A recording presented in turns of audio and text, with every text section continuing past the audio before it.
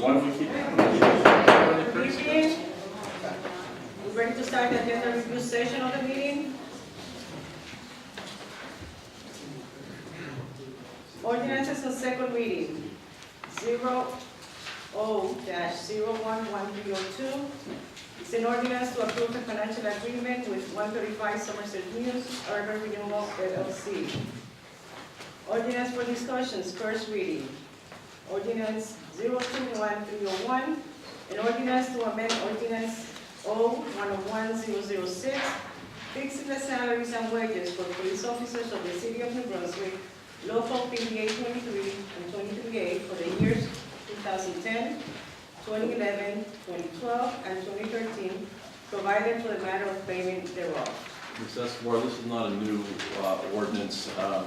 Somehow when the salary ordinance was put together back in 2010, we picked up a bad number in one of the cells and it spread to some other years, so we're just trying to clean it up. It's not a new negotiation. The contract with the PBA is still in force through 2013, but the ordinance we found had a couple of mistakes and we're just trying to clean it up. Thank you. Resolutions. 02101, approve agenda amendments. Resolution 302, approve payrolls. 1513 to 11813, 11913 to 2113. Resolution 303, authorize refund for redeemed tax sales certificates. We're going to do some resolutions now on reorganizational matters. Resolution 304, authorize professional service agreement to Blue Bee Kennels Inc. for New Brunswick and Highland Park Kennel Services from January 1st, 2013 to December 31st, 2013, not to exceed $17,499. Resolution 304, authorize professional service agreement with Barrington Hospital for Animals for veterinarian services, term 2013, not to exceed $3,000. Resolution 306, authorize professional service agreement to First Bite Corporation for tax, water, and sewer billing and collection software maintenance and software support services, rebid for 2013, not to exceed $25,615 per annum.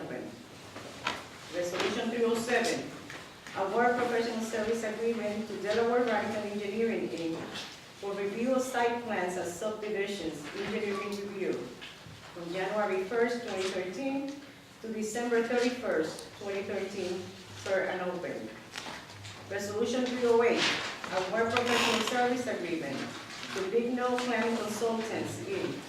for review of site plans and subdivisions, planning review, January 1st, 2013 to December 31st, 2013, per an open. That's the end of the organization matters. Resolution 311, approve amendment of resolution 121-88, the reason to pay additional legal fees in the amount of $250.10 to Bill Wallach, LLP, for the matter of Eo Bishop Raglano, from $42,826.38 to $43,076.48. Resolution 312, approve emergency temporary appropriations for 2013. Resolution 313, approve on-premise raffle at the Elks Lodge, 40 Livingston Avenue, 50/50 raffle for Hyacinth Ace Foundation for March 23rd, 2013. Resolution 314, approve on-premise raffle at the Elks Lodge, 40 Livingston Avenue, Casino Night for Hyacinth Ace Foundation on March 23rd, 2013. Resolution 315, approve person-to-person transfer of liquor license, Visa pocket license, from Capsons Enterprises LLC to Wasim Barai, 120 Albany Street, Suite 305. Resolution 316, resolution to set a hearing for review of license conditions. This is for the Gala Cafe and Restaurant. Resolution 317, approve authorization to advertise. This is requested by Water Department for electrical maintenance and repair of portable water treatment, pumping, and distribution facilities.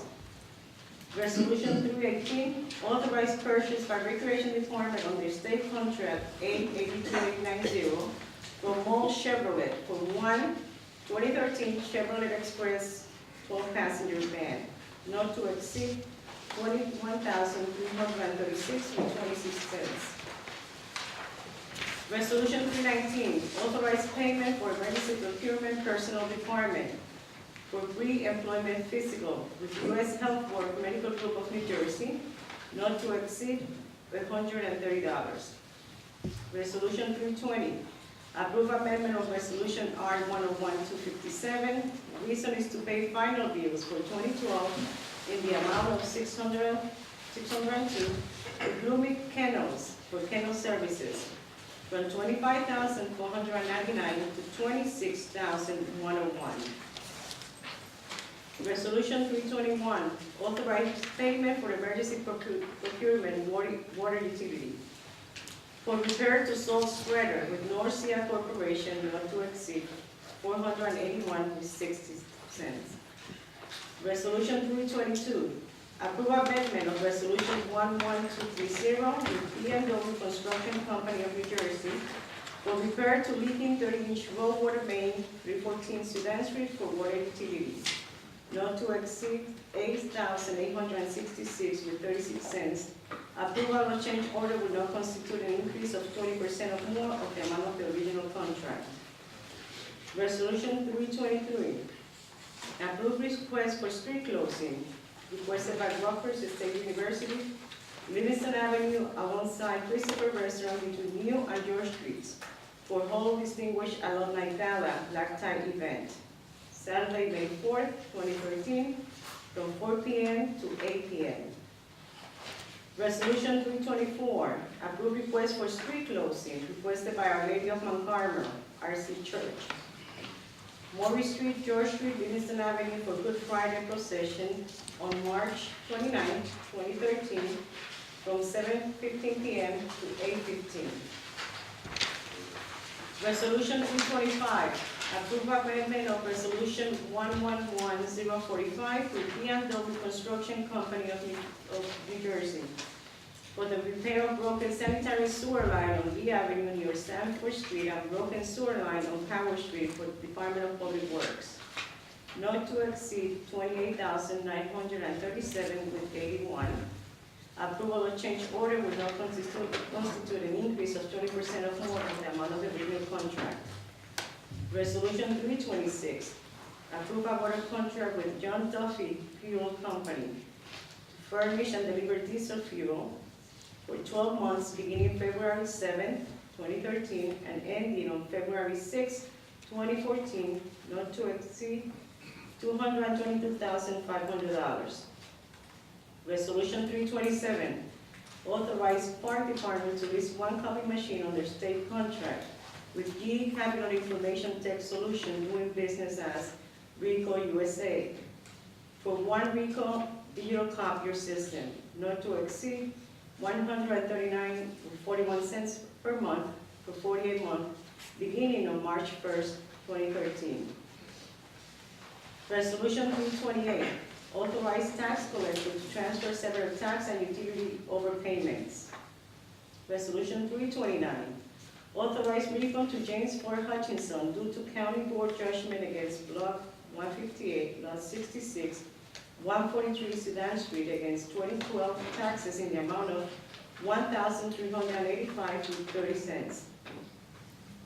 Resolution 330, approve renewal of contract with Maxor Plus Ltd. for prescription plan services from February 1st, 2013 to January 31st, 2014, not to exceed $2,654,000. Resolution 331, approve request for use of city property requested by Pentecostal Council Church of God for the War Memorial Park. This is for a religious event on Saturdays, June 22nd, 2013, and August 10th, 2013, from 3:30 to 6:30 p.m. Resolution 332, approve request for use of city property requested by Pentecostal Council Church of God for Joyce Kilmer Park. This is for a religious event. Saturdays, July 27, 2013, and September 14, 2013, from 3:30 p.m. to 6:30. Resolution 333, approve request for use of city sidewalk requested by Church of the Sacred Heart. Location Townsend Street to Commercial Avenue to Sudan Street to Troop Avenue for Palm Sunday procession. This is for Sunday, March 24th, 2013, from 9:30 a.m. to 10 a.m. Resolution 334, approve resolution of need 135 Somerset 135 Somerset Mills Urban Renewal LLC. Resolution 335, approve off-premise raffle at the Eldridge Hotel, 10 Livingston Avenue, 50/50 raffle for State Regional Arts Center on June 21st, 2013. Resolution 336, approve off-premise raffle at the Eldridge, 10 Livingston Avenue, merchandise raffle for State Theater Regional Arts Center on June 21st, 2013. Resolution 337, approve award of contract with Absolute Fire Protection Company for fire engine pump repair services. This is a 12 months beginning on February 7, 2013 and ending on February 6, 2014, not to exceed $20,000. Resolution 338, approve amendment of Resolution 121-231, change order number 4 with Traffic Lights Inc. for 2012 bike designations. It's a credit of $2,735 with 23 cents. Madam Council President, on the next two, we're asking to hold them because the vendor has not given us certain information we require. He's trying to work it the way along and finally performance today. So resolution 339 before you tell. Please. Resolution 341, authorizing the local services agreement for 1 year with Middlesex County for hazardous materials cost recovery. Resolution 342, approve resolution to amend contract. The reason, 1, to relieve payment for work not done in design phase, and 2, to add payment for completion of Sealed Museum fit-out plans with Designs Ideas Group for Fire Museum and Community Center, not to exceed $6,000. Resolution 343, approve award of contract with Remington Burdick Arena for structural engineering services at Fire Headquarters, Joyce Kimmer Avenue, not to exceed $18,266 per annum. Resolution 344 is held at the request of the city attorney. Resolution 345, approve request for use of city property and closure of streets, requested by CGI Racing, location Google Park, Seminary Place, and various other streets, for half marathon and 8K race on Sunday, April 20th, 2013, 7 a.m. to 2 p.m. park usage, time 8 a.m. Saturday, April 20th to 4 p.m., and Sunday, April 21st, 2013, street closure, George Street from Landing Lane to College Avenue to finish on Seminary Place. Resolution 346, approve request for road closure requested by Garden State Track Club. Location, College Avenue, Sycamore Street, Senior Street, and Barber Street for College Avenue Road 1 mile race on Saturday, June 8, 2013, from 4:15 p.m. to 8:15 p.m.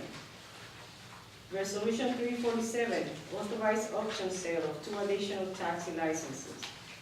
Resolution 348, approve request for use of city property requested by the Mountain View Project, Rutgers University. Location, Bureau Park and Pavilion for 3K walk on Saturday, March 2nd, 2013, from 8 a.m. to 1 p.m.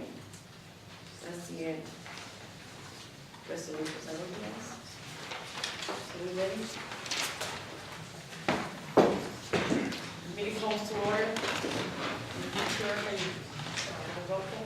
Councilmember Anderson. Here. Council Vice President Egan. Here. Councilmember Fleming. Here. Councilmember Garlotti. Here. Council President Escobar. Here. Please be advised that the notice requirements of the Open Public Meeting Act has been complied with and satisfied that the annual notice which gave sufficient notice of the time and place and conduct of all public meetings of the Municipal Council of the City of New Brunswick have been filed with the city clerk, has been placed on an appropriate bulletin board in the lobby of City Hall in Brunswick, New Jersey, and has been transmitted to the official newspaper for the city of New Brunswick, namely the Home News. Rachel, will you I pledge allegiance to the flag of the United States of America and to the republic for which it stands, one nation, under God, indivisible, with liberty and justice for all. please let's pause for a moment to honor those Americans in Afghan who have lost their lives in the war in Afghanistan. Thank you.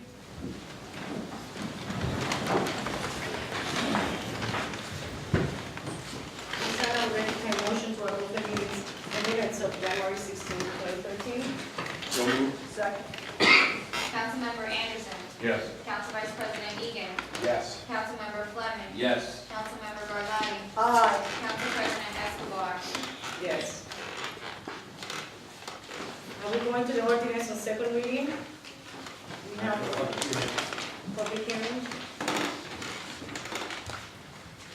Ordinance 11302, this is an ordinance to approve a financial agreement with 135 Somerset Mills Urban Renewal LLC. The public would like to comment? Yes, Mr. Tryon. Charles Craddock, Fifth Ward, New Brunswick. I just wanted to ask for some specifics on the financial impacts of this agreement. What does it mean for taxpayers? And what does it mean for the city's school system in terms of revenue from this plot of land?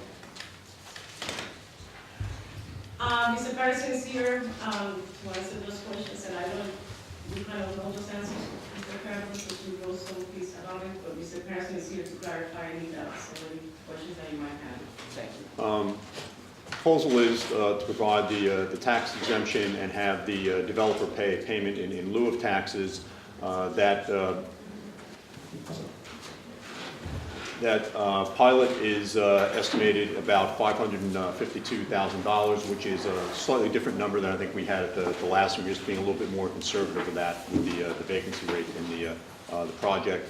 The area over there pays about $65,000 a year in taxes now, so it's an increase of about 840% over there. The project is developing 238 units, 20% of which will be affordable housing, and as part of what the abatement is going to do is to assist in doing that. You'll notice on your resolution agenda there tonight, there is a resolution of need with NJHMFA for this project. That is something that the HMFA requires to have from the council on the resolution of need for affordable housing. And one of the criteria that they look at in deciding whether to fund projects such as this is whether a payment in lieu of taxes is available to the project.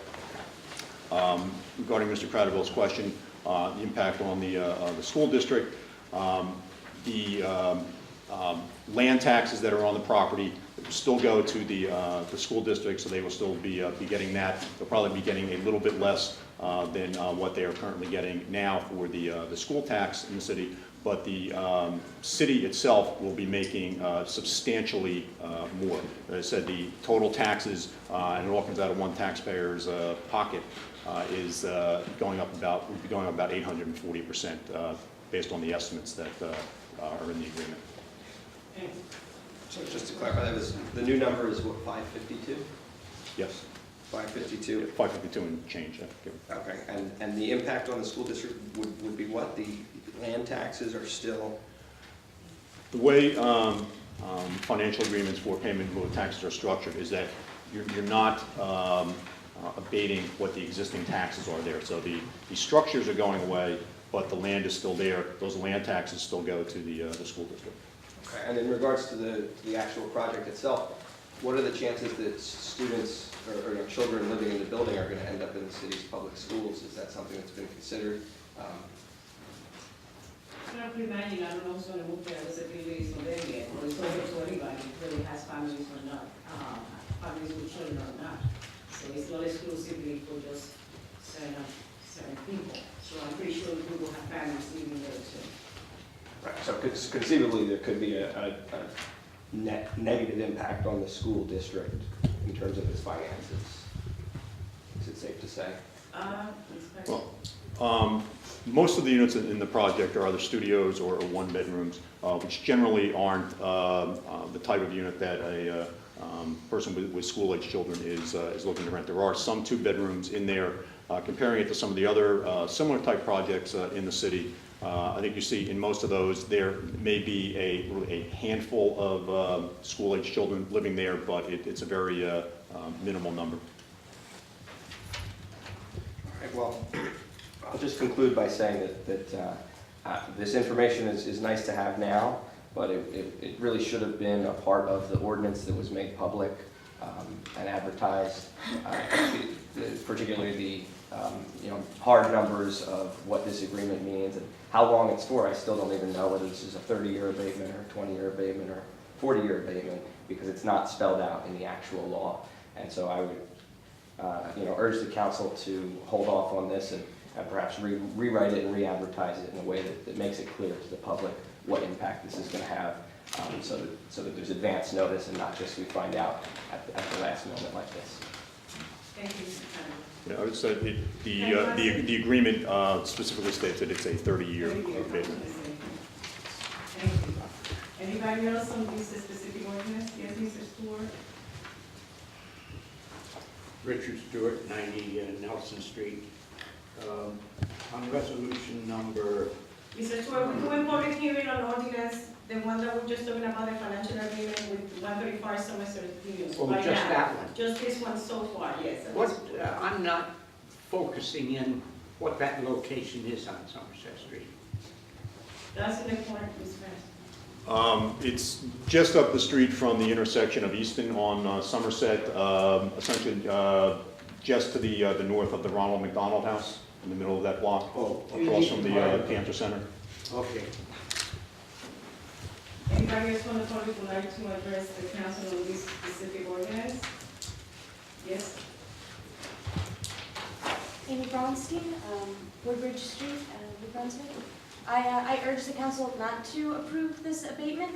I think that at this time, like, the city needs these revenues.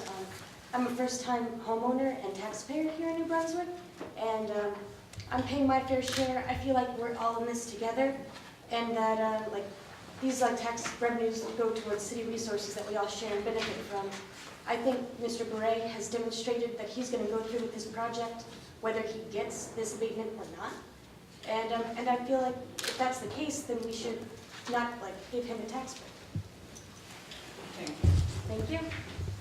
Anybody else want to comment on this specific ordinance to address the council? Anybody from the council would like to? Second. Roll call. Councilmember Anderson. Yes. Council Vice President Egan. Yes. Councilmember Fleming. Yes. Councilmember Garlotti. Aye. Council President Escobar. No. Okay. We have an ordinance on first reading. An ordinance to amend ordinance 101. This is the one that Mr. Malcolm was talking about. There's some corrections done at some of the salaries, right? Yes. So can I have it? An ordinance to amend ordinance 101-006, fixing the salaries and wages for police officers of the city of New Brunswick, local PDA 23 and 23A for the years 2010, 2011, 2012, and 2013, providing for the manner of payment thereof. Move the ordinance setting down February 20th, 2013, same day to be advertised. Did I say that right? Second. Roll call. Councilmember Anderson. Yes. Council Vice President Egan. Yes. Councilmember Fleming. Yes. Councilmember Garlotti. Aye. Council President Escobar. Yes. Resolutions 301 to resolutions 348, except we help you 344, 340, and 339. Anybody from the public wishes to address the council on these resolutions? Yes, Mr. Stewart.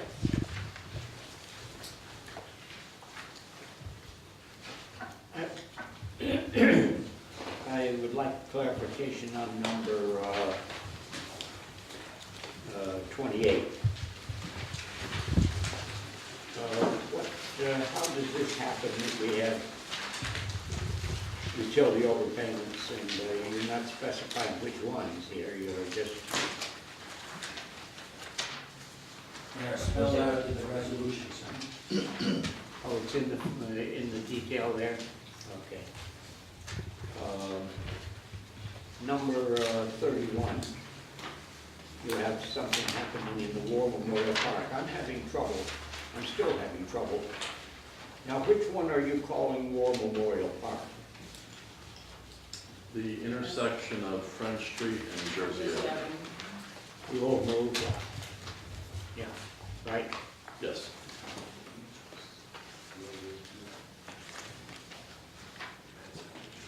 And,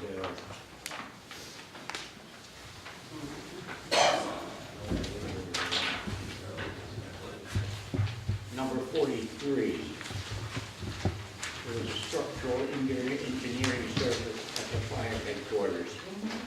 What are you doing to that building, that poor building? We are examining the structural integrity of the main floor and some things in the basement that concern us. Can you read that, Mr. Stewart? Sorry. I'm hearing him something about the main floor. I would worry about the second floor, but, The main floor is where we park the vehicles. Yeah, We're yeah. concerned about the structural integrity of the floor. there is a basement under there, right? There is a basement under there. I'm surprised. Okay, thank you. Thank you, Mr. Stewart. Anybody else on the public would like to address the council on the resolution? Yes, Mr. Farrell. Charles Gradville, Fifth Ward, New Brunswick. Number 15, the liquor license transfer. Could you just tell me which liquor license that is, what establishment it used to be? Open license, Mr. Hamilton, Mr. Cormier, This is Teresa, Teresa. Capson Center Fires LLC. Yes, it's the location that was formerly known as Sputino 360, and before that, it was La Fontana. Now, that license is no longer located at that location, it's a pocket license, so it has no location. 398 Walking Street, you're saying? Yes, And is there any indication of the price of the sale or what the new owner intends to do with the license? at this point, it's not our business what the owner's gonna do with the license, but the cost of the license was $150,000. Number 42 is regarding, I think, the new fire museum and community center. I just wanted to ask what the architectural work that wasn't done is, that's being refunded. They did, What's the design, please?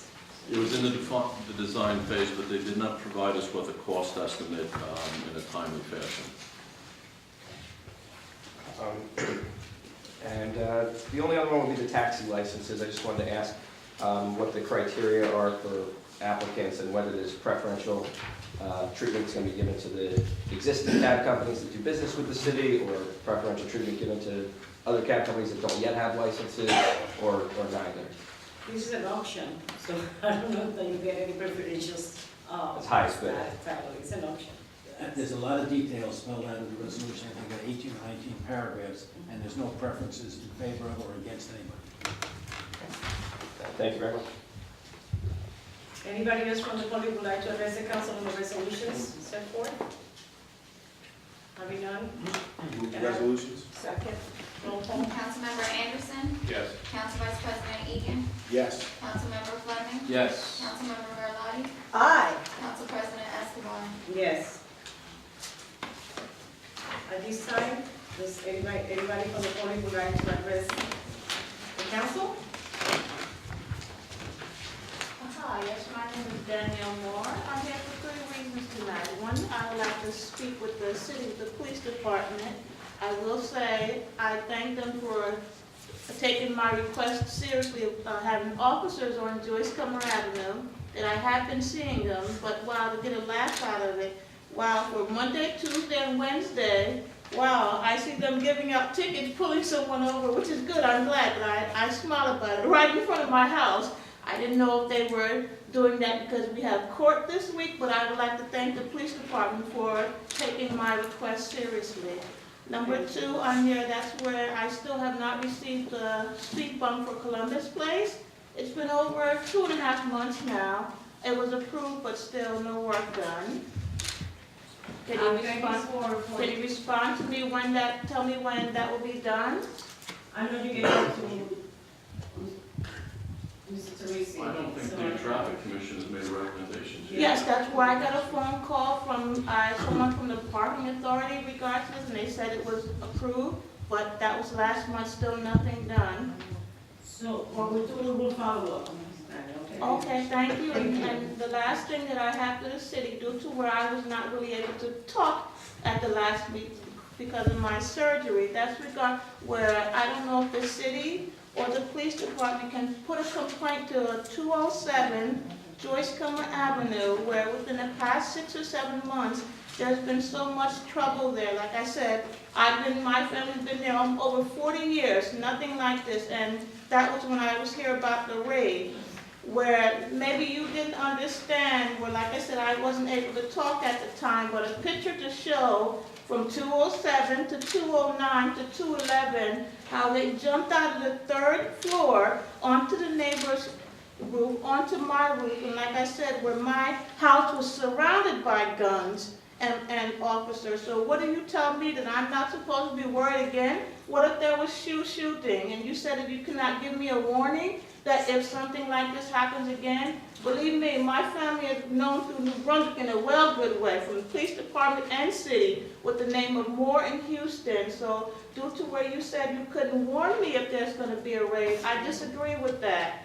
But please, next time, this is the 3rd time with trouble with this house. Like I said, please issue something to the owner of that house, or believe me, yes, I will get a lawyer and come against the New Brunswick City, the police department and the city. So please, I hope you do take this serious. Give this owner, which she's been there over 40 years too, it's an apartment that she rents. But for the 6 months, I have been having trouble. So please, I would like the city and the police department to please do something. And like I said, if you want to, here's the picture to show how they jumped out the window over to my house. And the reason I said that they cannot be given warning is not that I understand why that is something that happened to you, that it affects you, but at the same time, when a raid happens, if you give a warning, it's not, by state statute, you cannot give a warning to everybody else because you compromise the raid.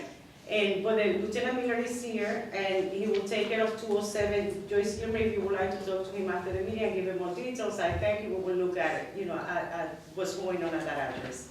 Well, thank you very much. I really hope someone look into it. Thank you very much. Thank you. Anybody else from the public who wishes to address the council? On anything? On anything? Yes, sir. Yes, ma'am. Name and address, please. I'm Noble Aaron El Shabazz. I live in Somerset County. I had an issue though while I was living on Saddam Street in New Brunswick, where I was falsely charged by New Brunswick police officers, arrested. This issue actually has been ongoing since late 2010. I filed internal affairs complaints on 2 separate incidents. 2 of the officers involved are actually the ones who were involved in fatally shooting Barry DeLoach. One, I believe, has resigned. But my complaints are still on file and they still have not been dealt with appropriately. It appears that the police department simply tries to be evasive and avoid dealing with the issues. I presented evidence, concrete evidence that proves beyond a shadow of a doubt that my rights were violated, yet the officers haven't been disciplined. Ultimately, Mayor Cahill established the community liaison officer. I've attempted to utilize that officer, and the officer has been of no assistance. On May 21st, 2012, I wrote her a letter requesting assistance to have these matters properly investigated. Didn't receive any response. I waited a few months figuring maybe she's getting flooded with complaints because I'm pretty well known here in New Brunswick and the Franklin, Somerset area. So I know that a lot of people complain about the police. So I said maybe she's getting a lot of complaints. I'm not going to try to bother her. I'll give her some time.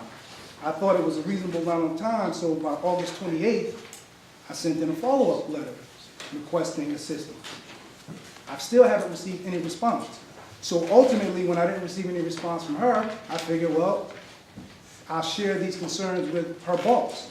So I wrote Mayor Cahill a letter, advising him of exactly what was going on. And I have all the letters here, and I sent them all certified mail, and someone in their office signed for it, so I know they received it.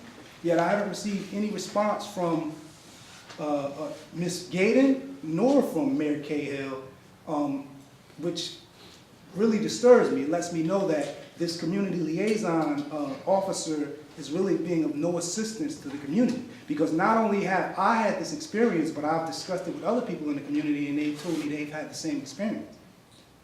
Ms. Gaten is still here, so I know all the details of the case. Ms. Anderson? If he'll give me his name and a copy of the letter, I'll see that Ms. Gaten responds promptly. I can't guarantee just We could ask him what happened. All right, is there some sort of process, because in my letter I noted to Mayor Cahill, if there's some sort of formal process that I must go through other than writing a letter requesting assistance, why couldn't I get a standard response letter that advises me of that process, and I'd be glad to follow that process? Like I said, she's not here, Mr. Hamilton. If you give him the information, we will follow up and get an answer for you. Okay, well, this is my only copy of the letter, so do you have a Give it letter? back. Just Let me see to it. get the information. Okay? All right, thank you. Anybody else want to public wishes to address? Yes, sir, in the back. Yeah, I just, I'm Name and a address, please. Virgil Martinez, 305 Sanford Street. I had a problem back in May 10th of 2010. I was working for the city of New Brunswick, and I worked till September. I got suspended of that same year, 10th. They suspended me to the 12th. I went back to work August 12th of 2012. And I came back to work. They supposed to say they gonna have something ready for me, some paperwork or some thing, and I never received nothing on my back pay or nothing. In the meantime, I got exonerated all my charges. All my charges was dropped. In the meantime, they disciplined me for 6 months. On what? You know, and I've been a good worker for the city of Brunswick. I worked over 20 years. And I got shellacked, and I went back to work in 2012 of August, and they said they're gonna have a check for me, and I'm still waiting. I went through my union, the union lawyer, and we not getting no answer. But in the meantime, I'm falling back on my mortgage. And it seems like nobody cares about me, so I gotta do the right approachments to get this, you know, somebody gotta say something to me some kind of way. Mr. Chairman, if you want to answer. I can tell you that I've been in contact with Mr. Martinez's lawyer on numerous occasions, and quite frankly, the ball is in her court to get back to me with the finalization so that Mr. Martinez could get his check. And I'm a little surprised to see him here today, because I've been waiting here from his lawyer and actually wrote her a letter a few weeks ago looking for a response. So may I suggest that he contact his lawyer tomorrow morning, and I'll be more than happy to speak with her. I just got finished talking to the union president and the union lawyer today. I don't know who's playing the game with me, you know what I mean? I thought he had to play they play these games because, like I said, if she said she'd been contacting to you. She said she got letters. Got a lot of letters from me. That's what I'm waiting to hear from her. Excuse me, I'm Grace Martinez. I live at 305 Sanford Street. I'm his wife. Well, the bottom line is that we got contact with the city. The lawyer got in contact with the city. The city is saying that they're willing to pay his back pay, but not give him the 6 months that he was collecting for unemployment. They have nothing to do with unemployment, with the suspension. They should be paying his back pay plus the unemployment of 6 months. That's the problem. And that's why we're going back and forth with the lawyer, TK Shannon, because he's not agreeing what we supposed to get, what he's supposed to get, because he's the worker. And that's the problem. So that's what he's saying, that he's been going back and forth, but he's waiting on the lawyer. Well, the lawyer one told him that this is what's going on, and we haven't gotten no response about that. They said that, oh no, they don't want to do that. They want to take us to court. So now you want to waste the city's money to take us to court and not pay this man his money. And another thing is, I want to know, you know, what y'all discipline me on if I don't have no charge. Well, that's a personal matter, and I don't think he's a foreman for it, Mr. Chairman. I don't think it's appropriate that I discuss Yeah. Mr. Martinez's personnel matters Well- here in a public setting, but I will say that we never said anything about taking it to court. There was an arrangement that was agreed to, signed off by Mr. Martinez, and we were just trying to finalize the details with respect to the back pay issue. That's all that's left remaining. And if I could speak to his lawyer, if Ms. Oxfeld would get back to me and tell me that it's agreeable, we could resolve the matter, but I haven't heard back from her, and the ball is in her court as far as I'm concerned. Would I suggest, Mr. Martinez, to reach out to your lawyer again? Because it is her personal matter, this is not the forum, because this is not the place for you to expose anything related to this. But talk to your lawyer and follow up with her. If you heard something different, get in touch with Mr. Shammy yourself, and then. Well, I can't speak to him directly. Oh, but you have his own lawyer. Exactly. Absolutely. It's unethical for me to speak Absolutely. to So Mr. then- Martinez directly, in light of the fact he has counsel, so that Absolutely. would be inappropriate. So make sure that your lawyer gets in touch with Mr. Shammy, Mr. Martinez. Thank you. Anybody else from the public? Yes, Mr. Pittman. Mel Pittman. Name and address, Mr. Pittman. Mel Pittman, I didn't see what she was about. Thank you. I just heard your name, sir. All right, you're just overhearing the situation, and I'm not familiar with the situation. I don't know what's going on. But it seems to me that you guys are taking the same approach that you took with Michael Davis, to the point where Michael Davis, remember the firefighter that was in there, who you guys refused to pay him his money, until he had to bring his mother in here in this council meeting and fight for his money. Now you have a city employee that's been working for your city for 20 years that you guys don't want to pay the money that you know that you owe him. You're saying that this is a separate issue, but you did the same thing with Michael Davis till you forced him to sign an agreement that he would not sue for something you guys did wrong. For something you guys did wrong, and you're fully aware who Michael Davis is. Yes, And you're fully aware of the approach that you took with Michael Davis. And now I'm hearing a man that's been here working for the city for 20 years, you're taking the same approach. Mr. Martinez's issue is separate. He has So a was lawyer, Mr. Davis's He issue. has a lawyer, we already gave him the resolution. If there's anything else, Mr. Pittman, that you'd like to address it. Is this or anything else I want to say? Is this your culture?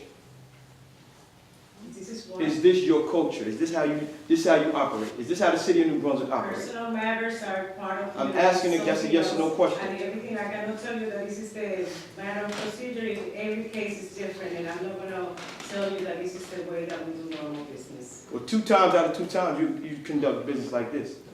Is this your culture? No? I Yes? said no. Okay. I also wanted to ask what was the outcome as far as the mobile van reaching Helm Street in Remsen. Mr. Mayor, Spoke with Captain Sabo, who's the operations commander. Captain. Him and his staff do not feel Remsen Hale is the appropriate place for it at this time. It's being better utilized in other locations of the city. It might get there at a later date, but right now it's going to be deployed to other places. Even after 3 murders, it's not suitable to put a mobile van on the street that had 3 murders? Their decision to put it there is where he wants to put it, no. And I don't know nothing else I'm going to add to that. Anything else, Mr. Pittman? Sure. How many, I know you guys are planning ahead, it's in June, we'll be here soon. How many summer jobs are you guys planning to produce for the youth this summer? And hopefully it's more than 24, the amount of jobs you produced last year.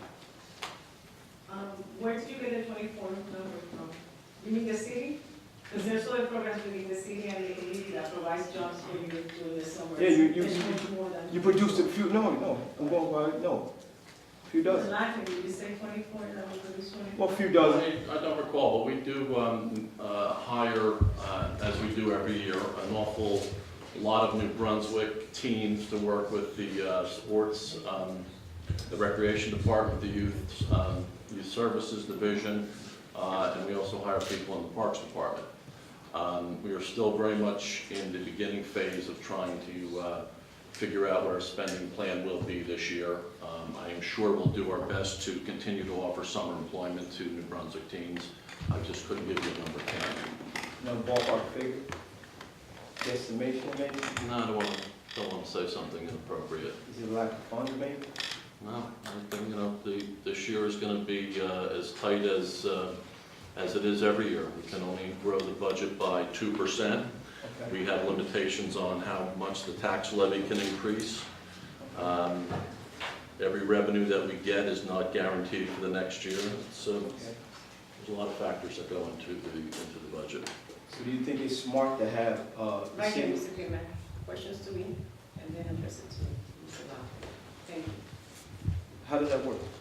Do he address you and then he address You me? address it to me, and I'll tell you. Thank you. Okay. Then is it smart for the city to have, 2 employees working for 1 position? Can you give more information on that? Well, don't, you guys have 2, office managers in the, construction department, don't you?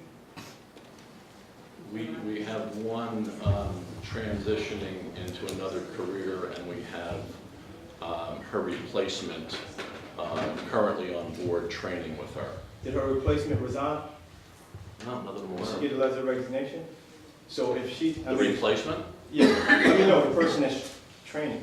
Did She get- has not resigned yet, no. So if she didn't resign and she's training someone for her position, you're paying 2 people for 1 position. For a short How long period, would that? for a short period of time. If she didn't give a letter of resignation, how do you know that that's a short period of time? Well, Mr. Pittman, I'm pretty sure that Okay. we know how to. We do Take not care of make a that. habit of double filling positions. This But this is could take a maybe key 6 months. position. One, the individual has expressed an interest to move to California, I believe, and we had a period of time where they overlapped so that the replacement could be properly trained. Is there anything in writing that they will move to California? Or that was just, I didn't require it. You didn't require it? No. so you got a replacement before, if somebody said, I'm gonna move to California, you just automatically get a replacement the Well, next week? Mr. Pittman, you have a concern about the way personnel deals with the. I have concern about the entire city. Then you could talk to Mr. Lackland about the procedure and give you some suggestions. And just to give you, in terms of the youth work during the summer, besides the city, there's other organizations in the city that does provide employment for the youth in Brunswick. So I will keep you abreast of that information once I know more. Like what? Because they are places that employ kids and put them in different places in the city to work, other organizations. Okay. And also the concerns about the community liaison. I'm getting a lot of backlash from the community liaison. It's like I'm getting slapped in the face because I'm telling people to trust into a system that was put in place after the city had went through an IA officer throwing 81 complaints away. The city said they're gonna fix that problem, they're gonna fix internal affairs, they're gonna create a community liaison that's gonna fix all this. It seems like it's the same culture. The same thing is taking place within the department. So we can be back to square one. We have an officer like Richard Rowe that has no concern. I'm not even gonna say Richard Rowe, I'm gonna say that entire staff. Because he had supervisors that obviously let him get away with what he did. We're back to square one. People are telling me they're going to internal affairs and they're getting talked down to, disrespected. They're going to a community liaison that's not returning phone calls, that's setting an appointment weeks away. What do you say to the community that can assure them that you fixed the problem from 2 years ago? Well, we haven't heard any complaints until you bring them up, and we don't have anybody else coming, just one gentleman, and the follow-up procedure. If I remember correctly, when we met the last time here, you were saying that people don't want to wait for the appointment, that there's 2 weeks, it's 1 week, and we had this conversation already where I suggested or recommended for you as a civic leader, as somebody who's a community activist, to educate our community and let them know that they have to wait. There's a process. Again, I cannot comment on anything that I don't have information on. Ms. Gator was here, she spoke to you about the different cases and she responded to some of your concerns. The Internal Affairs Department, I know that they made some changes. I personally know the person who's there, and it's somebody that I really trust, and the community trusts most of, because he's a fine police officer. So I am confident about his handling of that department. So I haven't heard anything from the community saying that he hasn't done a great job, that they have been talked down to. But again, if that's the reality of some people that you know, they should come forward with you or do something in writing so we could talk to them and make sure that they understand that changes were made and we have to move forward. We have to move forward. Can I ask a general question? Yes. Do you guys feel that there's a problem within the police department? A problem with what? A problem with how they interact with the community residents? Do any of you? I cannot tell you that because I cannot tell you personally that 100% that I have to tell you, yeah, we do a great job because I don't know. At least I know my personal opinion and the people that I have dealt with in the community, there haven't been an issue. At least an issue arises, the people have been able, the community has been able to talk to the police department and talk about it. Do your colleagues agree to take the same stance? I don't agree. I work in public also. I'm a teacher. And I know that we have bad seeds within the teaching profession. But I also learned that I don't make sweeping indictments against the whole profession because you may have one or two bad seeds. So police is totally different. No, I'm saying in anything, you will have seeds that are either good or not good. And if you make a sweeping indictment, I can say, I've been pulled over before for no reason and falsely accused of something by state police. But now, do I make a sweeping indictment against the state police? I don't do that. So I'm saying in any profession where there's a lot of people working with the public, you're going to have good seeds, you're going to have bad seeds. So what you try to do is alleviate those problems. You try to put something in place, and then you give it time to work. But I'm not going to make a sweeping indictment against any group of people at any time. Would you leave the bad seeds dormant? Once again, what else? I said you put something in place. I mean, because I know you're not listening. No, wait. You guys,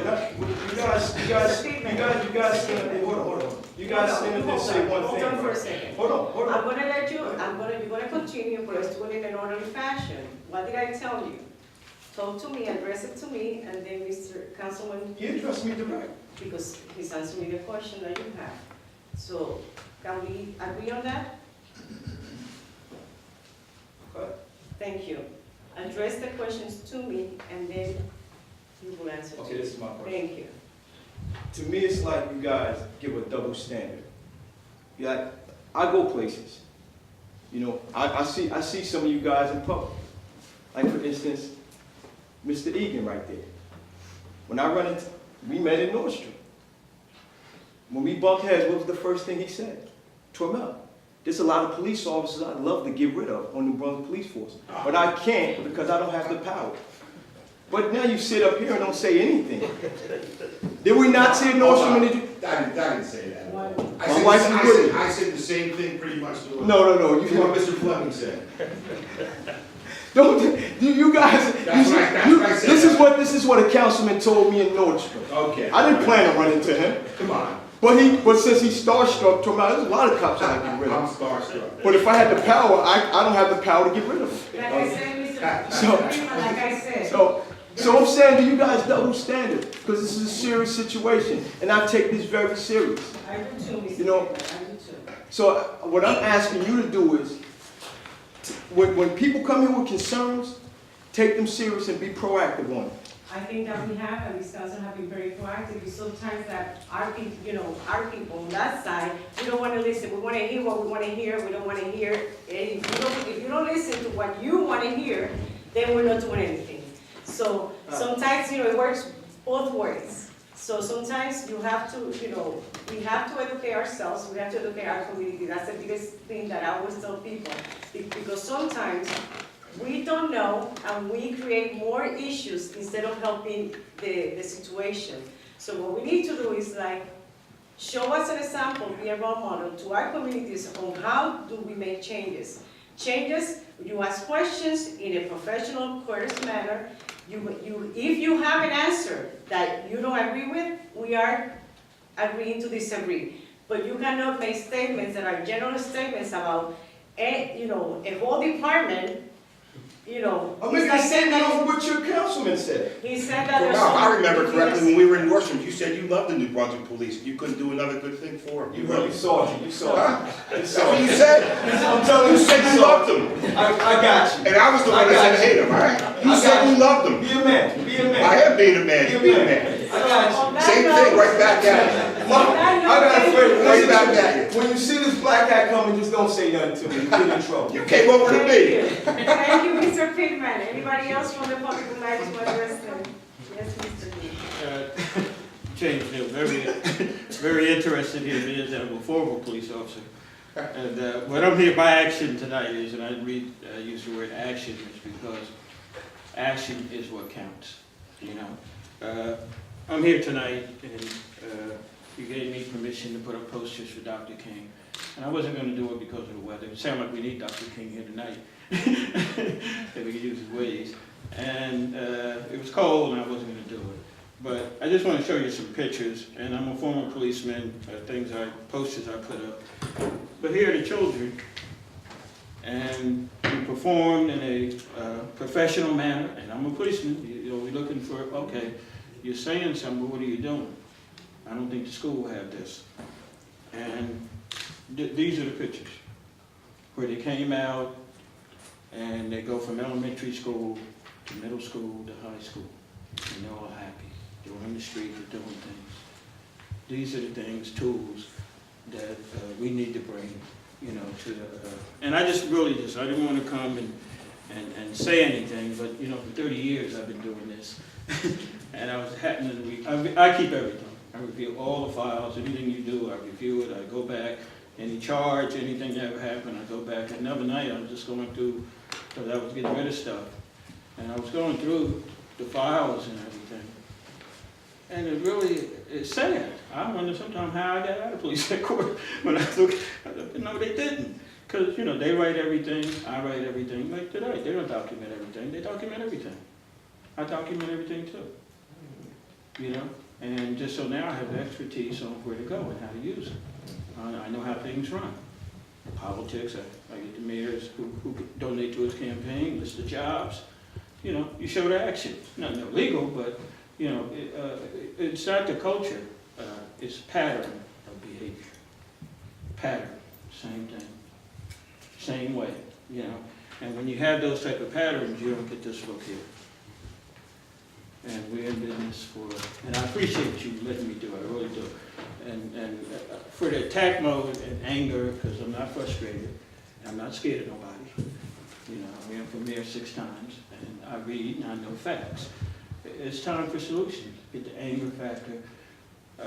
Mrs. Houston, with her case with the police, just looking community-wide, community police, officer could have went over to the house when the raid was taking place and said, hey, Ms. Houston, I know you've been living here for a while. Hey, we're taking care of business over there so they don't be scared. Just action. You don't have to do it, but it's community action. You know, I would do it, you know, if I was in charge, because these are people that have been living in the city for 40, 50 years. They pay taxes. So they deserve the right to be respected. Because all the information comes through there.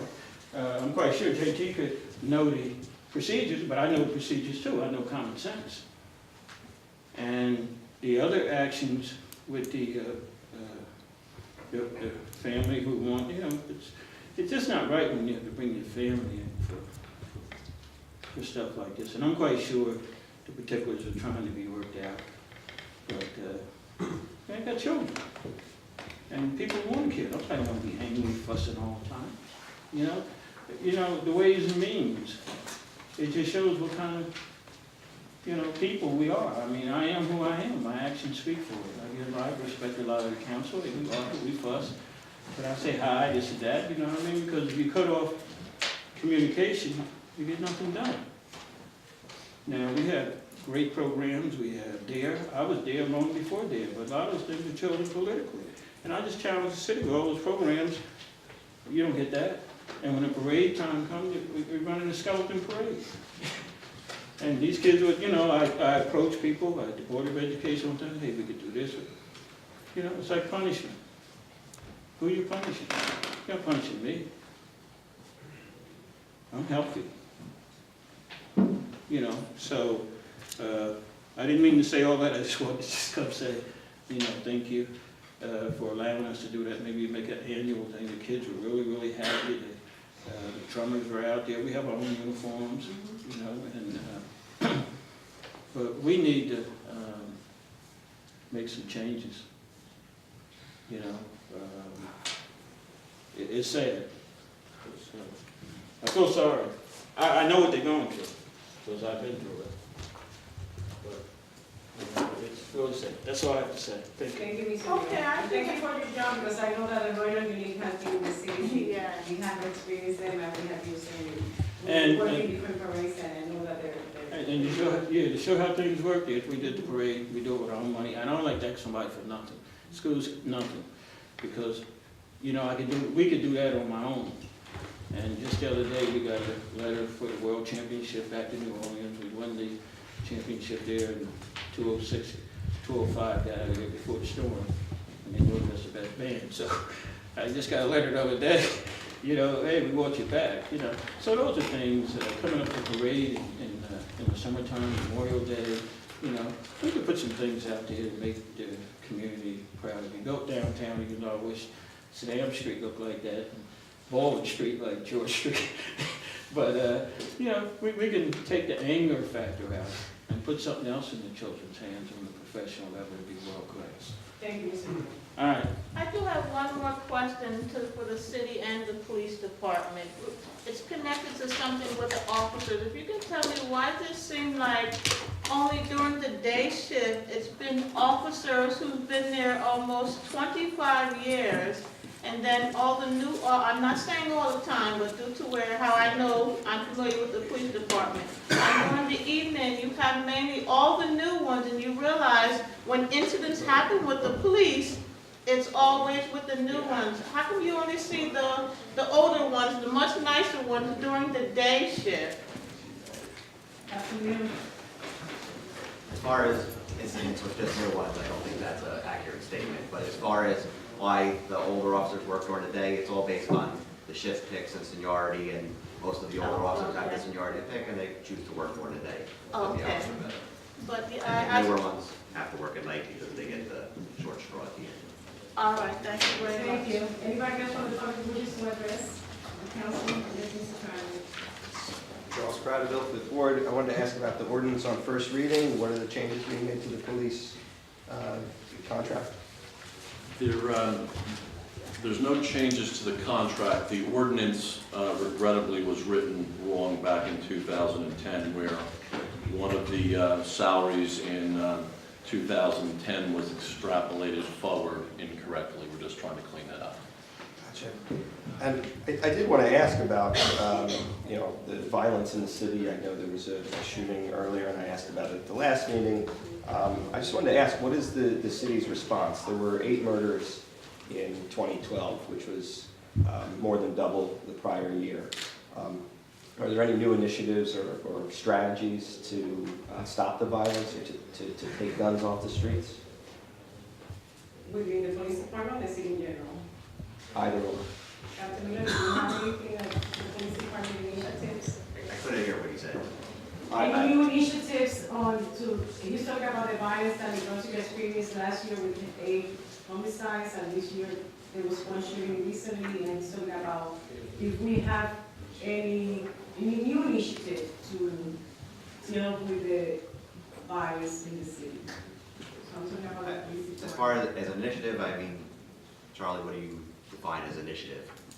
A change in policy, something There's that... no changes in policy. I mean, we aggressively try to address areas of crime. I think I addressed it, I think you were here several meetings ago about homicides. Homicides can't be prevented. You know, if someone has it in their mind to hurt someone, they're going to do it. You know, unless the police officer is standing right alongside them to stop it. It's going to happen, and that can't be stopped. As far as having 8 last year, you know, every part of culture has highs and lows. Unfortunately, you know, we were at a high last year. We're always aggressively trying to find ways. We've instituted last year neighborhood police teams to target areas that neighborhoods have concerns. Police auxiliary? We've hired 14 officers in the last 2 years, so try to bring up the force a little bit. We started the police auxiliary. There is, well, the application thing just closed that week, but that was posted on the website. New application. We have, I believe the orientation was either today or yesterday at the academy, and hopefully the applicants will want to pursue and go to the academy so we have more auxiliaries. So if that's what you're looking for, initiatives, that's what we're working on.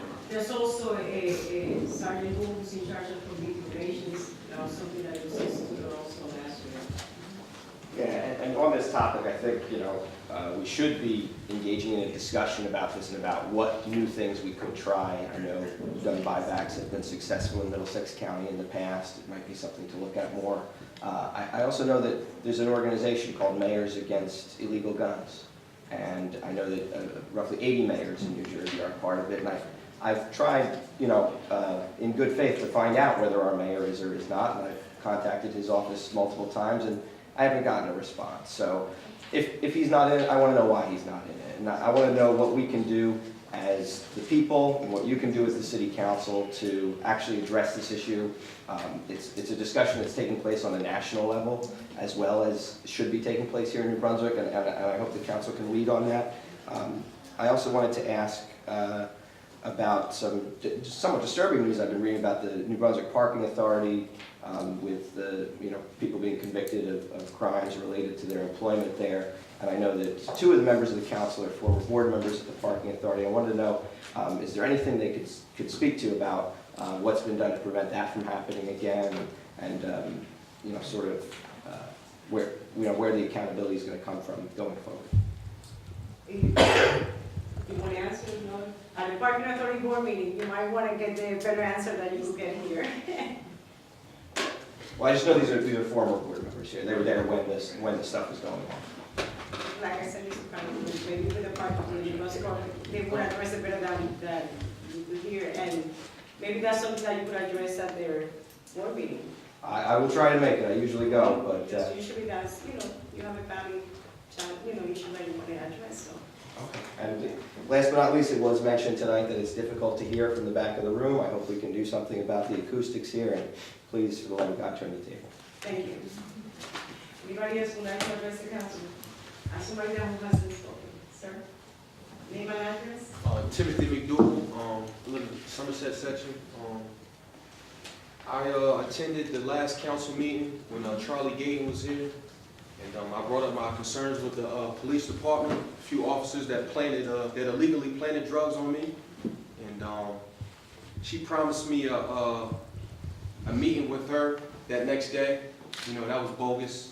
That meeting never happened. I called the next day. The meeting never happened. I made arrangements to make the meeting, but like I said, it never happened. So I ended up having to meet with her the next week. I went down there and I spoke with her and another officer, and we spoke for like 45 minutes. Basically, I don't know, it was a waste of time. And she sent me to the police station. I went over there and I filed internal affair complaints with Officer Shaw. And I spoke with him, and I left a tape statement. I probably stayed there for like 20, 30 minutes. And I also brought documents, proving my case, because I don't know if you guys remember, I was illegally arrested. I had drugs planted on me. I was assaulted, in front. I had witnesses and everything. This happened, I believe, like 3 years ago. I went to court like 7 or 8 times. These officers never showed up. The case was brought in front of the Superior Court, but the Superior Court threw it back down to municipal. It was an ongoing case for like 2 or 3 years, and it ended up getting dismissed. And I ended up getting all my money, because my money was seized, but I ended up getting all my money back. So when I went to speak with Officer Shaw to file this complaint, I brought these documents to prove my case. Basically papers showing that the cases were dismissed and that I got my money back, because I still got the papers, I saved everything. And he basically kind of like brushed it off, didn't even make copies of the documents. And I'm like, what am I here for? I'm here to file a complaint against illegal, activity that these officers are doing, but I'm kind of scared that, the same process, like nothing's really going to happen. I heard about, the internal affairs officer that, threw away all these internal affair complaints, and the word is that, you know, it's things that's being done to kind of clean up the internal affairs unit. So what, you know, but I'm kind of scared that the same thing is going to happen. Like, I'm not going to get no type of justice. And my thing is, you know, how is that? Like what's really going to happen? Am I going to just get my complaints swept under the rug? I mean, maybe he can answer that, you know, because I still see these officers to this day. And my understanding is that the officer that did plant the drugs on me, one of his family members is like an officer that works in the police department already, and he has a superior position. So I'm kind of scared that, you know, being as though he has that position, he might use his authority to kind of sweep my complaint to the side. And, you know, my thing is that isn't right, so. Well, unfortunately, Gabe is not here tonight to tell us the status of the matter. She'll be here in 2 weeks. She comes to one meeting, Mr. McShaney comes to the other meeting. I'd ask if Mr. McDougal either get in touch with me or to come to the next meeting. We will get you some, I mean, get in touch with him for what? What is he going to do? He's gonna find out, Ms. Gaten is not here tonight, and she will be here in 2 weeks. So if he could find out from her what happened, if you wanna give him your information. If not, in 2 weeks, just come back and we will try to see what happened. I mean, is it necessary for me having to keep coming back to these board meetings? I mean, all I want is some answers. I want some justice. Let me tell you know, if you got officers working on the force that's doing illegal activities, it shouldn't be working. Okay, can And I got all the evidence to prove my case. Can I propose something to you? Can I give you, you know, we will give you a call, Ms. Gaten will call you. I cannot promise you within the next 2 weeks to make sure that she answers your questions. Would that be fair? I mean, So I don't think it is. I mean, why should my concern not be taken into consideration as soon as possible? I mean, like tomorrow, like she said, she promised me a meeting that next day. I called the next day and no meeting happened. I understand, I don't know what happened, it's something, you know, I wasn't. It's like situations that deal with the police, I mean, they get pushed to the back. I mean, so is that fair? Mr. Hamilton. He said the meeting happened, it didn't happen the next day. I don't know why it was delayed. Mr. Hamilton, do we know how, Mr. Captain Miller, once somebody puts, sets, go to internal affairs and does the declaration and puts a complaint, how long does it take for that to get investigated and looked upon? Let me start by saying, I'm not sure what happened with Ms. Gaten, but when he was advised to come to the police department, we took his complaint immediately. We brought it right in. I was in the office next to Sergeant Shaw when your complaint was taken. I'm fully aware of what happened there. The documents you provided to Sergeant Shaw are your court documents. We were already in possession of all them. We have your whole file. Sergeant Shaw is investigating it. Just because your charges were dismissed in court does not mean that the allegations you're alleging are true. I'm not saying they're false either, but one has nothing to do with the other just because your case was dismissed. We're getting the transcripts of the court to evaluate them and find out why it was dismissed and see if you stipulated the probable cause. And I'm not going to air out your case here, this isn't the place to do it, but that's where we stand with that, and Sergeant Shaw is actively investigating it. We were just there last week. As far as the time frame, how long it takes as long as until it's done. I'm not going to put a time frame, every case is different. When we are able to put all the evidence together, we'll make an educated decision, and Mr. Du will be notified appropriately. I'm not ashamed of him airing my case out because the case was made up, it was bogus. I'm not ashamed of that, and that's why I'm coming down here. You already, you did, thank you, you followed procedures, you did what you needed to do, thank you for that, and follow Ms. Gaten to see what happened on that end, after she met with you, and we'll have some type of an answer for you. Like Captain Miller said, it depends on the investigation, how long it's gonna take, so give it time. If you don't hear anything, then come back and say, or get in touch with them and say what happened and follow up with them. Okay, one more thing. I'm not really looking for, I mean, it seems like everybody got answers in here. I'm not looking for no answers. I want some justice. And I don't mind coming down here every single meeting until I get that. I'm known in the area. I ain't afraid. You know what I'm saying? I don't fear no man, I only fear God. So I don't mind coming down here. You know, maybe next time I might dress up a little bit to, you know, blend in more. But I don't mind coming down here, you know, to voice my opinion, because this is illegal. And my thing is, these officers are still working on the force. You probably know these officers. And my thing is, why? When they're doing illegal activities. No. So, I mean, get used to it. Thank you. I have to know, good, come back, I don't have any problem with that. Yes, sir. Yes, I have a concern, although, what is your name, sir? Hamilton. Mr. Hamilton? I'll be here after the meeting, if you want to give your information. Yes, sir. Although Mr. Hamilton said that he would take my information and he would go back and share this information with Ms. Gaden, I have a great concern because I listened to this gentleman just express how she told him that they would meet the next day and didn't meet. Now, although Mr. Hamilton tried to clean that up and justify that by saying, well, he did say they did meet, that's not the point. The point is she gave him her word that she would meet with him the next day to address these serious allegations. This young man came to meet with her, he was prepared to meet with her, and she didn't keep her word. And ma'am, just because I can see you want to interrupt me, I'm not going to interrupt you. I know how to respect you, and I just want the same thing in return, because what I find is that we're asked to respect procedure, we're asked to respect all these rules and regulations, but I don't see the same thing from the police nor the council.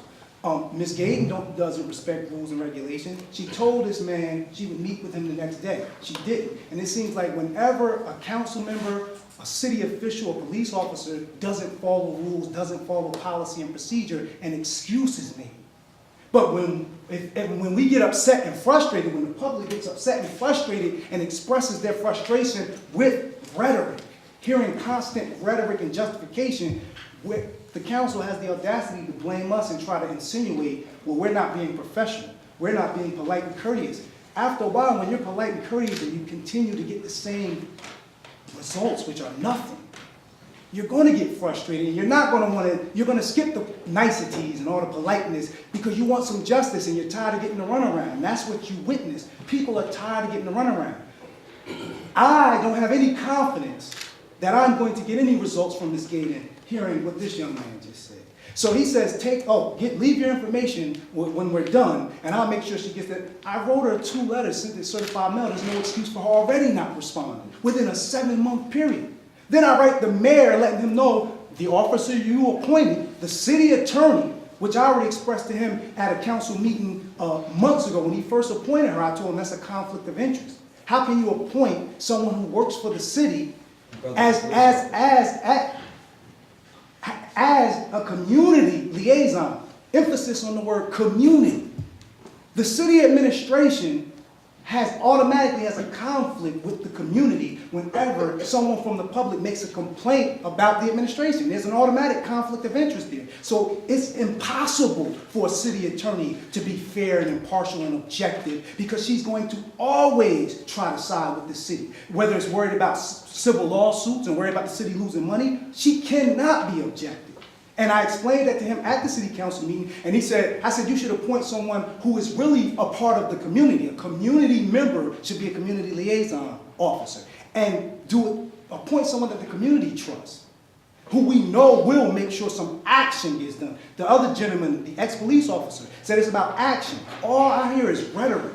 Every time we come here, rhetoric, rhetoric, rhetoric.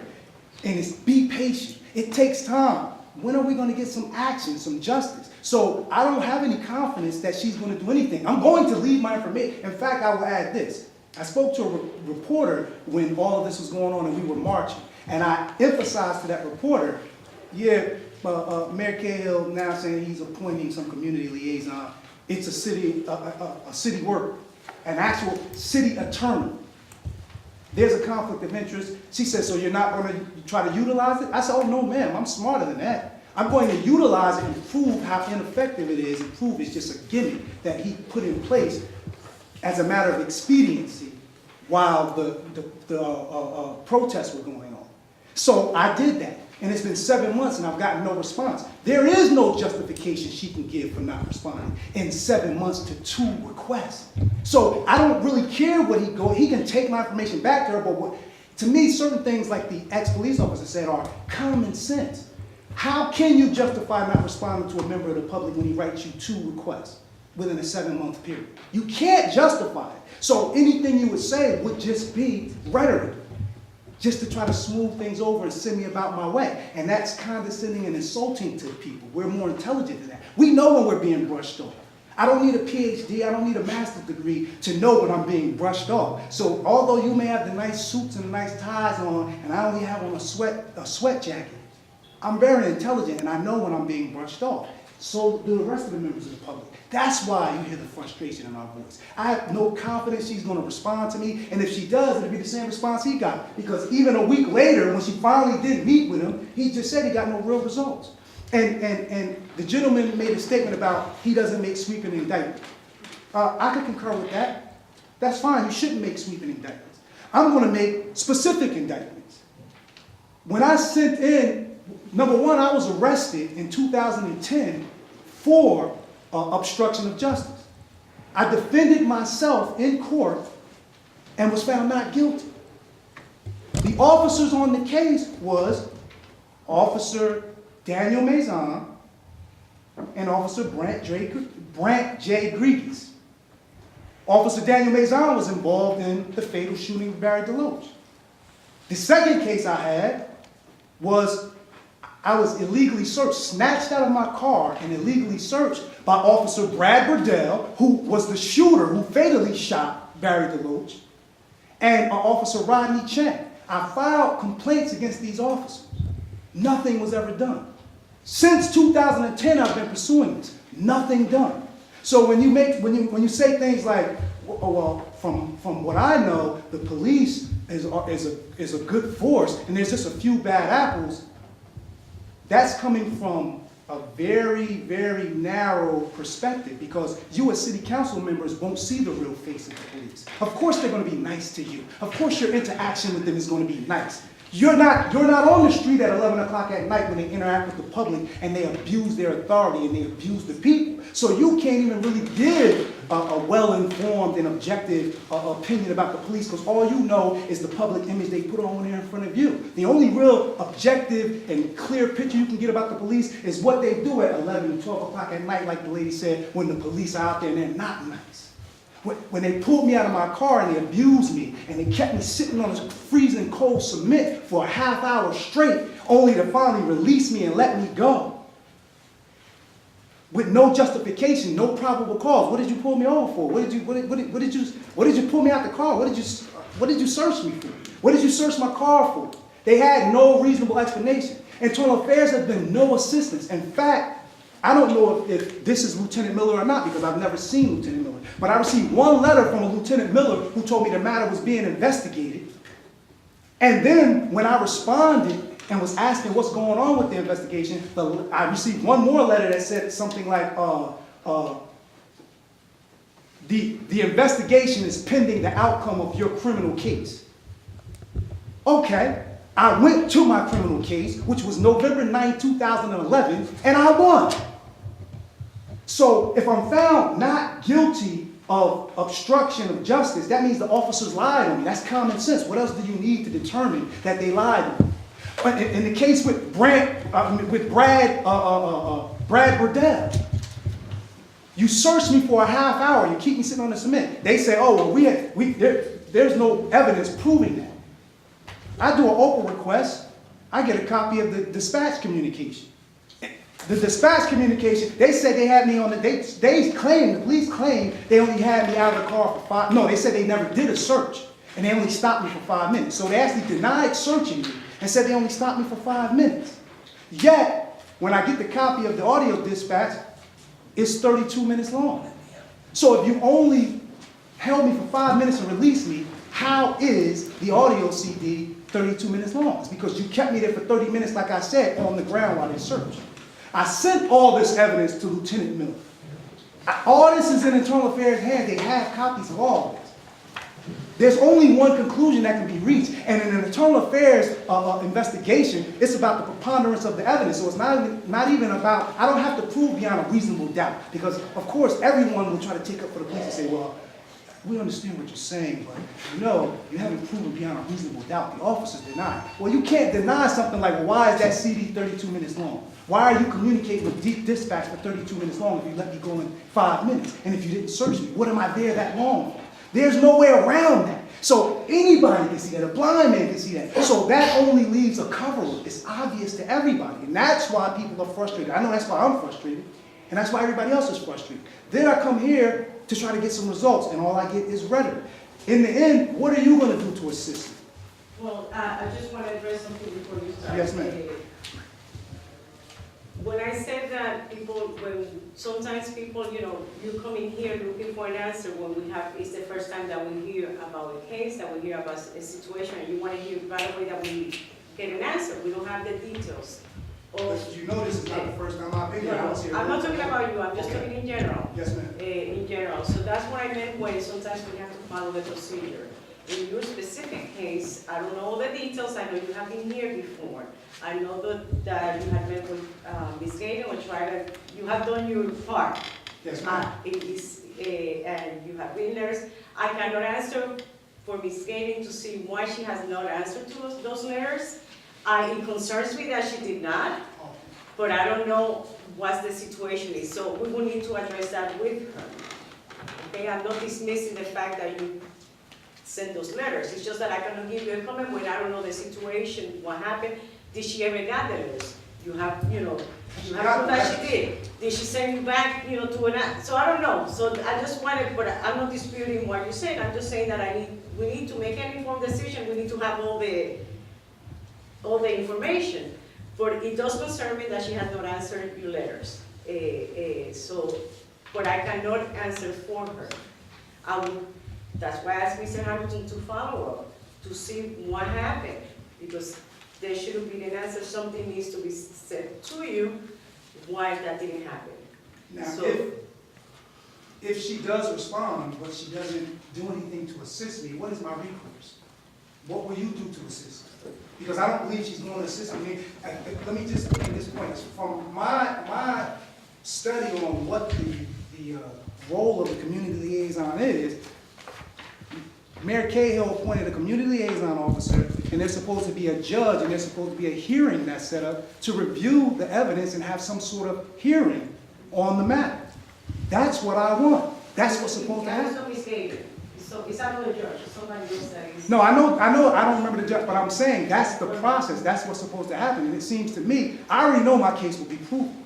And personally, it seems to me like my case is being deliberately avoided because they know it's a provable case where I can meet, the only thing I have to meet is a preponderance of the evidence, which I have. So let's do this, let's follow up, let's follow up and find out what happened, why that didn't happen, why she didn't answer to you, and then let's take it from there, okay? I just want to know if she does not assist me, because I have no confidence that she will. What recourse do I have? That's all I need to know, and I'll sit down. Judge Hamlin, the entire judge, is the hearing officer that would be employed if this matter goes to a hearing. And he would hear the matter and render at least an advisory opinion of the matter. But what I'm saying is, if she doesn't set me up for the hearing, because she seems to be not wanting, after 7 months, I don't think she wants me to make it to a hearing because she knows I'm proving my case. And I told you I already believe she has a conflict of interest. She doesn't want this to go forward. So what do I do if she doesn't assist me? That's what I'm asking. And the process is there, the process doesn't work, then come back to us. Yes, ma'am. I want to come back to you personally, because you seem to be the one focused on at least not being dismissed, okay? Thank you. Thank you. In the back? Amy Bronstein, Woodbridge Street.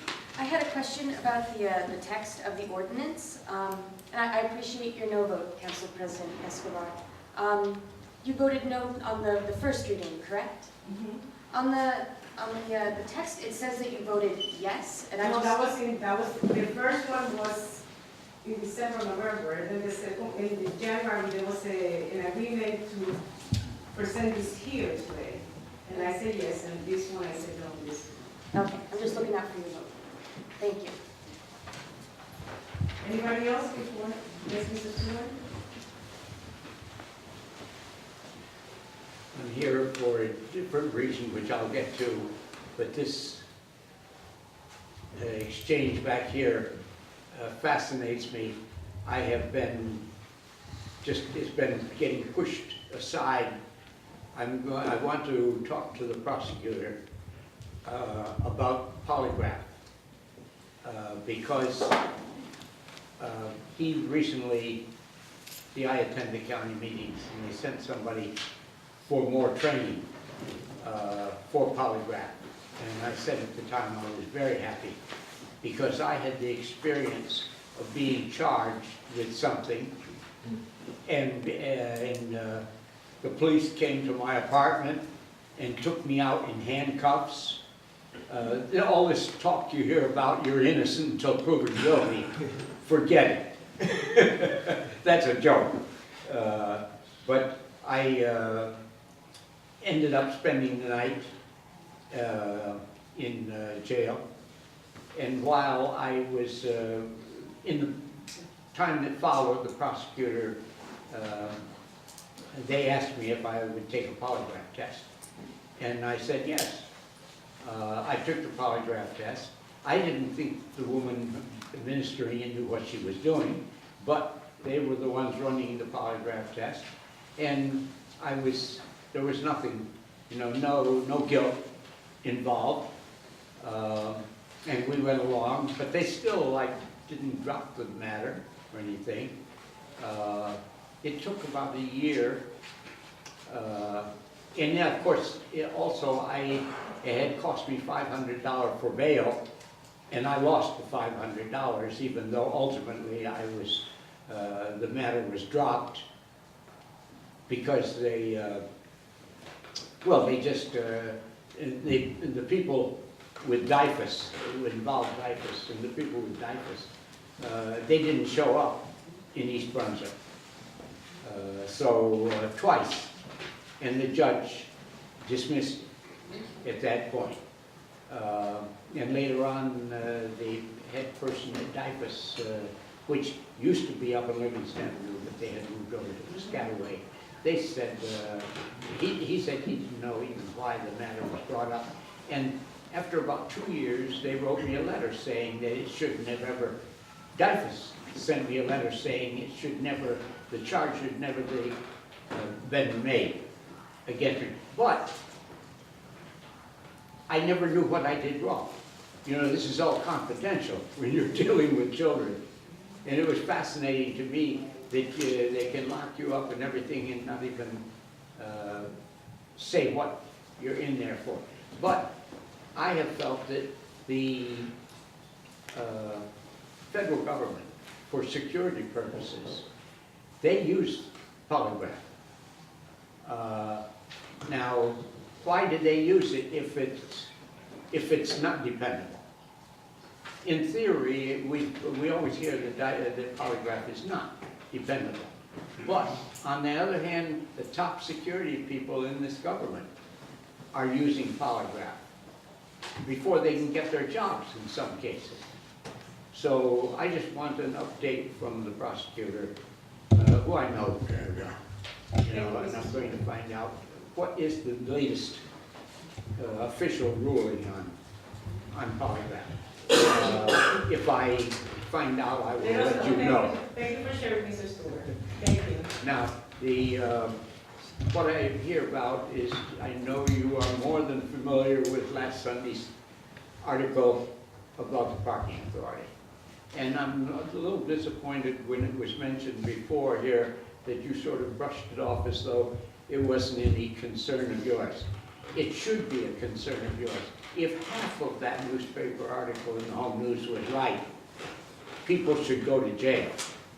And the thing is, I want to know where are the people right now that are supposed to have oversight over Mitch. I'm not interested in Mitch being thrown under the bus when other people may be just as guilty, not more guilty, but if they are, if people knew, and that's the commissioners, if they knew what was going on and didn't do anything about it, action should be taken to remove them from those jobs. I just want to add, Mr. Stewart, that it's not rushing off, but they're asking questions that we don't know, and that's something that they should be asking the board of directors of the parking authority. Yes. They're the ones who are in charge, so they have responsibility, fiduciary responsibility with anything that happens in that agency. But if you're asking them whether they're guilty, they're going to say, oh, we weren't guilty. Well, they have. That's the. The that's Nuremberg trial, the Nuremberg trial would have turned out very differently if they had asked the people on trial in Nuremberg whether they were guilty of any wrongdoing. I'm pretty sure it's a board because they liable for whatever happens at the park country, they're taking care of that, Mr. Stewart. If we find out, if you find out, please share it with us, so if we find out, we'll share what new changes they made, if we know. I want to Okay? know whether you're going to send Mitch a Christmas card. Thank you, Mrs. Stewart. Before we leave, Yes. One quick thing, I want to reiterate what Mr. Stewart said. The council should care about this matter. The parking authority has bonded about $400,000, and those bonds are guaranteed by the city. So if the parking authority is unable to meet its fiduciary responsibility, the city council will have difficulty meeting its fiduciary responsibility. So I do think it would be wise for the council to do everything they can to explore this matter. And if a question might be better directed to a different body, it shouldn't just go unanswered in this body. It should be explored. Thank you, Mr. Carnival. Yes, Mr. Kidman? Anything that we haven't discussed? I'll take it easy on you. I'll let you get a little bit of sleep tonight. Don't take it easy. Don't take them, don't be easy on them. I'm not. Go ahead, just a little bit. They're getting paid. We aren't. I know. Well, the puppet's behind us. Yes. That's why the huff and puffs are. Mr. Baxter, please. I just want to, piggyback off of Charlie Crowderville's concerns about, the 8 murders. And Captain Miller said that, they did everything they can do, and there's nothing else they can do. I have just a suggestion. Maybe if a murder takes place, maybe the next day, could you put the mobile precinct at the murder scene opposed to the public library? Thank you. That's one suggestion. And also, I want to know the connection. I want to know the connection between internal affairs and the New Brunswick Police Department, if there is one. Internal affairs and. Agency and the New Brunswick Police Department, if there is one. The New Brunswick Police Internal Affairs Unit is part of the New Brunswick Police Department. So you will preside over an internal affairs issue? If someone comes in with an internal affairs complaint that someone is positioned to look over, would a New Brunswick police officer have any involvement with that case? The Internal Affairs Unit is run by New Brunswick Police. So it's run by the New Brunswick Police Department? Yes. So we need an independent agency maybe. We have to look into that also. Thank you, Mr. Chairman. Everybody can get ready for dinner now. Thank you. You guys can get ready to leave. No more huffing and puffing. Yes, sir. I got one more concern. Well, stay. You don't think you're getting away? Before, when I spoke, I never stated the officers' names that illegally did what they did to me. But here in this gentleman's case, he stated one of the gentleman's name. I believe his name was Gregus. His last name was Gregus, Brant Gregus. And hearing that name, he was also involved in my case. So, hearing that, it sounds like you got a bad cop on the force. And, it's just, it's kind of strange to me to hear his name being involved in his case and then hearing him being involved in my case. It's obviously that he's doing some legal activity. And I just want to put that on record. Thank you. All right, thank you. Before anybody else that have not spoken, before we close the meeting, I just want to just announce that, I don't know if many of you saw in the newspaper, the Dean's List of Middlesex County College for this semester. There was over 15, I think there were 15 or more students of New Brunswick that made the Dean List. So I think that's a testament to our educational system. So I just wanted to say that. And entertain a motion to adjourn. Motion to adjourn. Second. Roll call. Councilmember Anderson. Yes. Council Vice President Egan. Yes. Councilmember Fleming. Yes. Councilmember Garlotti. Council President Escobar. Yes. Yes.